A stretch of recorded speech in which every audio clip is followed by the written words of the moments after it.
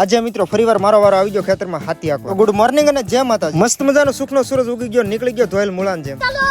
હું ચલો હવે ચલો કરીને તારે તો એકલું દોડવું છે, અમને તો શાંતિથી હાલવા દે.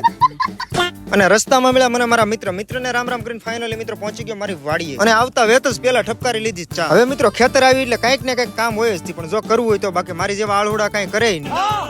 ટપકની નળિયું બધી આપણે સાઈડમાં મૂકી દીધી. મિત્રો આ ખેતરમાં આંકવાનું છે આપણે હાથી, અને હાથી આંકવાનું છે મિત્રો આ ખીલ માકડા જેવા ટ્રેક્ટરથી. ગજબ બેજતી. સૌથી પહેલા આ બધું સેટઅપ કરવું પડશે આપણે કમ્પ્લીટ, એટલે 10 મિનિટની અંદર કરી નાખ્યું આપણે બધું રેડી. હાલો મિત્રો હવે આનું મારી દો હેન્ડલ.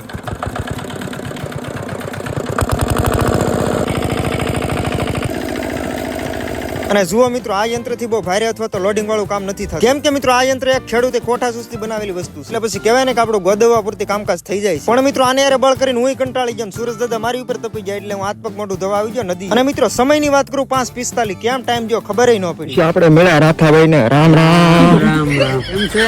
આનંદ મંગલમ. તમારે? અમારે આનંદ મંગલ પર ઓલી હીલ ને જાતે. ઓહો, કઈ લાલ હીલ કે પીળી? ઓલી કાળી ટબક ટીલા વાળી છે. શું વાત છે? તમે જોવા તો આવો અંદર. જો હું આમાં બધે સેફ થઈ જાય. 1200 ની 100 ગ્રામ લેવ તો હીલ ને મળતી.